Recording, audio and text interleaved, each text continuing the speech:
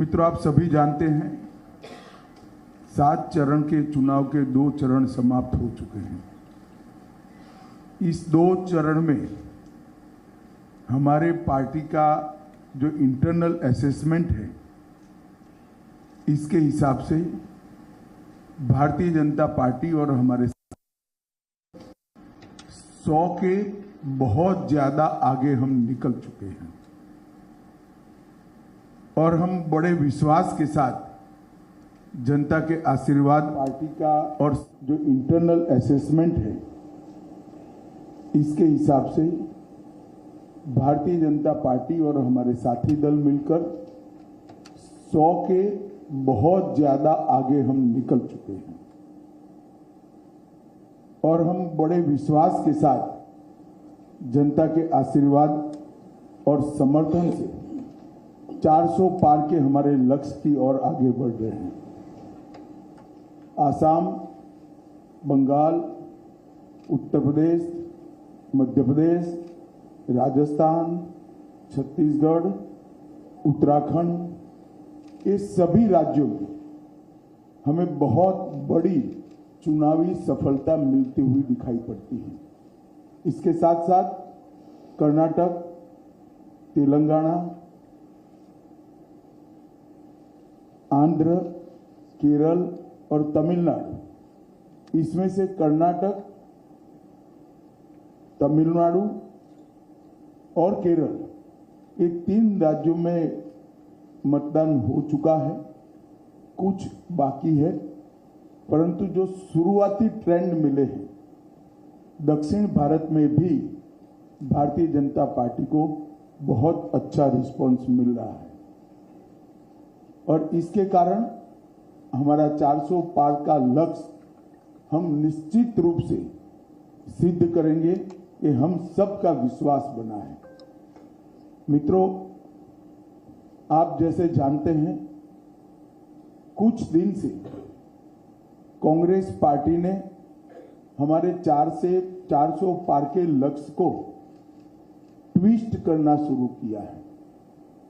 उन्होंने एक प्रकार से 400 पार के लक्ष्य को संविधान बदलने के लिए ये लक्ष्य है और दूसरा एक अपप्रचार कर रहे हैं कि भारतीय जनता पार्टी 400 पार करने के बाद आरक्षण को समाप्त कर देगी। ये दोनों चीजें निराधार और तथ्यहीन है। भारतीय जनता पार्टी को पूर्ण बहुमत इस देश की जनता ने 2014 में भी दिया, 2019 में भी दिया। हम 10 साल से पूर्ण बहुमत के साथ की सरकार चला रहे हैं। हमने पूर्ण बहुमत का उपयोग कांग्रेस की तरह इमरजेंसी डालकर लोकतंत्र का गला घोंटने में नहीं किया। इमरजेंसी डालने के लिए, लोकसभा का टर्म एक्सटेंड करने के लिए, संविधान बदल करने में नहीं किया। हमने पूर्ण बहुमत का उपयोग धारा 370 को समाप्त करने में किया, ट्रिपल तलाक को समाप्त करने में किया, अंग्रेजों के कानून बदलकर भारतीय संस्कार और भारतीय पद्धति के कानून लाने में किया, कोरोना के खिलाफ लड़ने में किया और जब कोर्ट से जनादेश मिल गया तो राम मंदिर के निर्माण में भी हमारी सरकार ने पूरी अनुकूल जमीन तैयार करने में अपनी भूमिका करी। कांग्रेस पार्टी एक झूठ फैलाकर जनता के बीच में भ्रांति पैदा करना चाहती है। मैं ये बात स्पष्ट कर देना चाहता हूं कि Bharatiya Janata party ST, SC, OBC के आरक्षण की समर्थक है और हमेशा इसके संरक्षक के रूप में अपनी भूमिका निभाएगी। ये बात नरेंद्र मोदी जी ने भी कई बार सार्वजनिक भाषणों में स्पष्ट की। एसटी, एससी, ओबीसी के आरक्षण में किसी एक राजनीतिक दल ने अगर डाका डाला है तो वो कांग्रेस पार्टी ने डाला है। सबसे पहले उन्होंने संयुक्त आंध्र प्रदेश में मुसलमानों को रिजर्वेशन दिया। वो रिजर्वेशन के कारण ओबीसी का रिजर्वेशन कटा। उसके बाद में कर्नाटक में रातों रात कोई सर्वे के करे बगैर, पिछड़ापन तय करे बगैर सारे मुसलमानों को ओबीसी कैटेगरी में डालकर उनके लिए 4% का कोटा रिजर्व कर दिया। इससे भी पिछड़ा वर्ग का रिजर्वेशन कटा है।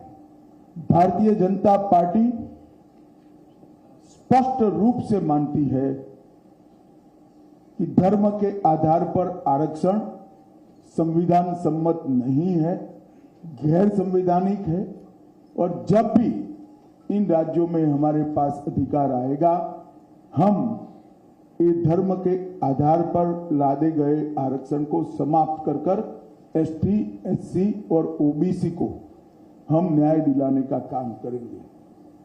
मित्रों, उनकी हताशा, निराशा इस स्तर पर पहुंच गई है कि उन्होंने मेरा और कुछ भाजपा नेताओं का फेक वीडियो बनाकर सबके बीच में सार्वजनिक की। मुख्यमंत्री, प्रदेश अध्यक्ष, इस कक्षा के व्यक्तियों ने भी इस फेक वीडियो को फॉरवर्ड करने का काम किया। अब स्पष्ट हो चुका है। सौभाग्य से मैं जो बोला था उसका भी रिकॉर्डिंग हुआ था, तो वो रिकॉर्ड हमने सबके सामने रखा। दूध का दूध, पानी का पानी हो गया और आज कांग्रेस पार्टी के प्रमुख नेता क्रिमिनल ऑफेंस को फेस कर रहे हैं। ये जो कृत्य है वो उनकी हताशा और निराशा का द्योतक है। जब से राहुल गांधी कांग्रेस की कमान संभाले हैं, राजनीति का स्तर नीचे नीचे नीचे ले जाने का काम कर रहे हैं और ये इसका चरम है।